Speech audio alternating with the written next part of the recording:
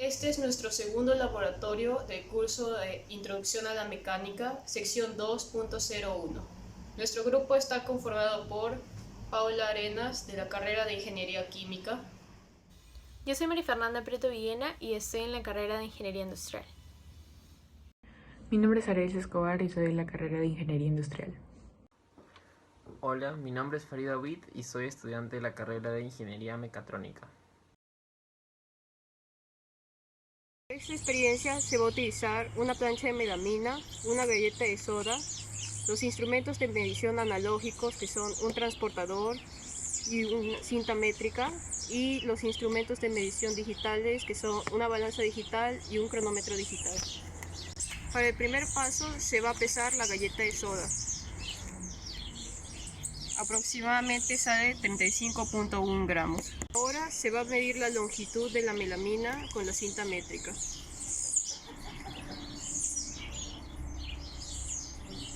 Aproximadamente sale 47.5 centímetros.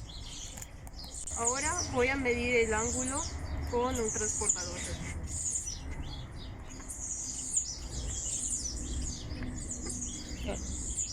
Aproximadamente salen 30 grados. Ahora se va a tomar el tiempo de la experiencia con el cronómetro digital.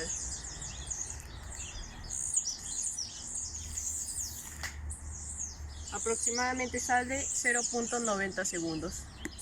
Ahora, usando una aplicación y una foto tomada de este mismo sistema, voy a medir el ángulo. Este es un instrumento de medición digital.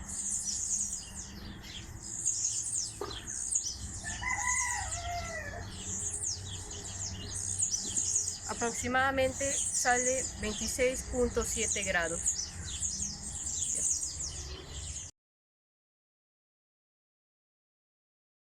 Ahora vamos a pasar a resolver el cuestionario. Estos son los datos del experimento que hemos recaudado. Hemos hecho 3 intentos y en la última fila sería el promedio de cada dato. Entonces, la primera pregunta es, ¿cómo se puede obtener el coeficiente de rozamiento estático y cuántas repeticiones fueron necesarias para obtener su valor?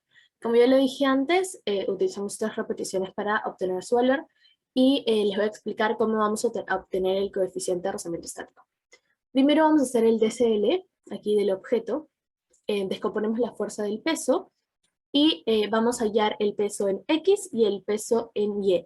Los valores que vamos a usar van a ser el promedio, ¿no? O sea, esta fila de aquí.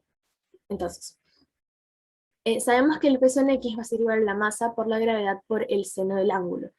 Y vamos a tomar en cuenta la incertidumbre de cada valor. Al final vamos a usar esta fórmula y nos quedaría que el peso en X va a ser 0.172 más menos 0.0107. En el caso del peso en Y, va a ser lo mismo, pero esta vez por coseno del ángulo, aplicamos la incertidumbre y nos quedaría finalmente esta fórmula. Entonces el peso en Y va a ser 0.306 más menos 0.0115. Ahora, el siguiente paso va a ser sumar las fuerzas en X. O sea, todas las fuerzas en el eje X van a sumar 0. En este caso, las fuerzas en X va a ser la fricción y el peso por seno del ángulo. Entonces, como ya tenemos este valor, ya lo hemos hallado, solamente lo igualamos y esta sería nuestra fuerza de rozamiento estático. Ahora vamos a sumar también las fuerzas en Y, que serían igual a 0. Tenemos a la normal y el peso en Y, que se restan porque están en posición opuesta. Y como ya tenemos cuánto vale el peso en Y, solo lo reemplazamos. Ahora, para hallar el coeficiente de rozamiento estático, vamos a necesitar esta fórmula, que sería la fricción estática igual a la normal por el coeficiente estático. Pasamos a dividir, y al final nos quedaría que el coeficiente de rozamiento estático va a ser 0.562 más menos 0.142. Ahora, la siguiente pregunta es, ¿cuál es el ángulo de inclinación con el que se obtuvo el coeficiente de rozamiento estático? ¿Y cuánta es la incertidumbre de la medición del ángulo? Medimos 3 ángulos, pero al final el promedio fue 29.33. Ese es el ángulo que hemos utilizado para hallar los valores. Y la incertidumbre es de más o menos 2.08. Ahora, la siguiente pregunta es hallar cuánto vale el coeficiente de rozamiento, pero esta vez cinético. Entonces lo que vamos a hacer es igualar la suma de las fuerzas en Y a 0. Lo mismo que la anterior vez, tenemos la normal, el peso en Y, y este sería su valor. Ahora, vamos a utilizar esta fórmula donde la posición final va a ser igual a la posición inicial, más la velocidad inicial por el tiempo, más un medio de la aceleración por el tiempo al cuadrado. Al final nos va a quedar esto, y por medio de esta fórmula, teniendo en cuenta la incertidumbre, vamos a poder hallar cuánto vale la aceleración. Ahora, vamos a utilizar lo mismo, la fricción K igual a la normal por el coeficiente en K, ¿no? El cinético. Entonces, la segunda ley de Newton dice que todas las fuerzas que influyen en el objeto se van a sumar y se van a igualar a la masa por la aceleración. Estas fuerzas son el peso en X y la fuerza de rozamiento cinética. Se va a igualar la masa y por la aceleración. Entonces ahora ya tenemos los valores, este aquí ya lo hemos hallado, la normal, esto lo vamos a descomponer, ¿no? Porque ya sabemos que vale normal por el coeficiente, entonces ya tenemos la normal, y solo nos quedaría el coeficiente como un dato que no sabemos, ¿no? También tenemos la masa y también tenemos la aceleración. Solo vamos a reemplazar y nos quedaría que el coeficiente de rozamiento cinético va a ser 0.437 más menos 0.042. Para la pregunta 4 dice, con respecto a la pregunta anterior responder lo siguiente. ¿Cuántas mediciones fueron necesarias para obtener el valor del coeficiente de rozamiento cinético? El valor de la incertidumbre es razonable porque mencionan las fuentes de errores posibles de la experiencia. 3 mediciones fueron necesarias para obtener el coeficiente de rozamiento cinético y el valor de la incertidumbre sí es razonable, ya que en proporción al valor medido es una cantidad muy pequeña y eso quiere decir que no hubo mucho error. Pero la fuente de ese poco error que hubo pudo ser la resistencia del aire o el hecho de la mínima diferencia de posición que se tiene al colocar el móvil o el objeto en la superficie deslizante. Para la pregunta 1 tenemos, ¿qué cambio notaste? ¿Fue más fácil o difícil? La medida del ángulo tomada en este experimento, es decir, digitalmente, fue más fácil que el primer experimento, ya que el transportador era un poco pequeño y viejo. Además, no se podía obtener ni ver el dato exacto que nos brindaba el transportador. Para la siguiente pregunta dice, ¿qué precisión tienen los nuevos instrumentos usados? ¿Cuál es su incertidumbre?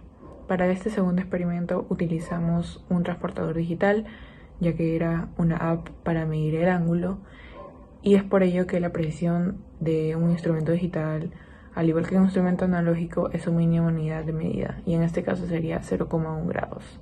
Su incertidumbre, al ser un instrumento digital, sería igual que su precisión, es decir, 0,1 grados. Respondiendo a la pregunta 3 de la parte 2 que nos dice, calculando el error relativo del mu cinético en ambos cuestionarios y comparando, ¿cuál tuvo el menor error? ¿Y mediante qué instrumentos podemos tener un resultado más preciso?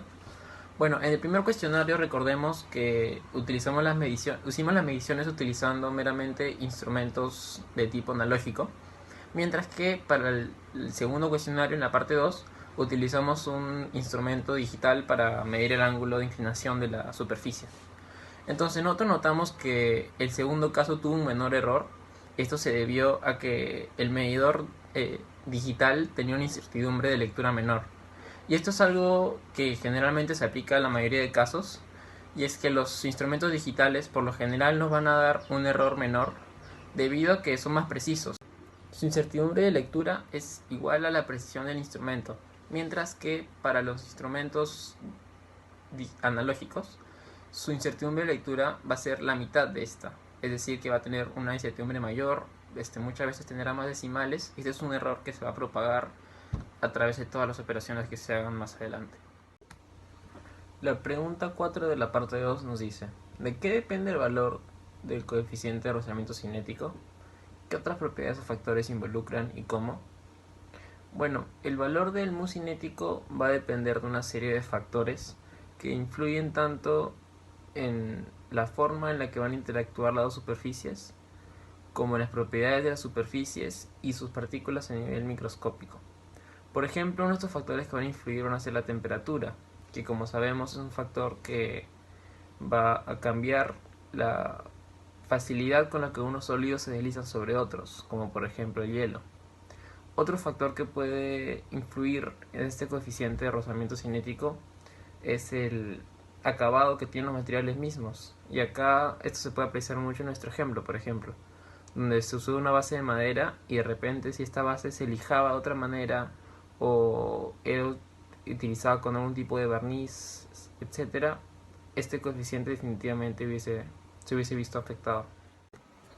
Respondiendo a la quinta pregunta de la parte 2, que nos dice, ¿la fricción siempre realiza un trabajo negativo? La respuesta es que no, y es que en nuestro día a día vemos muchas ocasiones en las que el rozamiento va a ser un trabajo positivo. Recordemos que el trabajo de rozamiento será positivo siempre que la fuerza esté en la misma dirección que el movimiento. Entonces, un primer ejemplo que nos demuestra que este trabajo no siempre será negativo es cuando nosotros caminamos. ¿Por qué? Porque cuando nosotros caminamos, nuestros pies, el deslizamiento de nuestros pies va a ser hacia atrás. Y como sabemos, el rozamiento se va a oponer a este deslizamiento apuntando hacia adelante, que es hacia donde nos movemos. Entonces, cuando caminamos, el trabajo del rozamiento va a ser positivo. Otro segundo ejemplo que nos demuestra esto es cuando vamos de compras y ponemos, por ejemplo, cualquier objeto en la banda transportadora. Este objeto va a tender a deslizarse hacia atrás y como sabemos nuevamente, el rozamiento se va a oponer a este deslizamiento, por lo cual va a apuntar hacia adelante, haciendo nuevamente un trabajo positivo. Y finalmente, un tercer ejemplo es la razón por la cual los carros se pueden mover. Es que las llantas de los carros se van a tender a deslizar hacia atrás. Y es gracias a este rozamiento que se va a poner este deslizamiento que el carro va a poder mover y acelerar. Entonces, como hemos visto, existen muchas ocasiones en nuestro día a día, muchas situaciones en las que el rozamiento va a ser un trabajo positivo.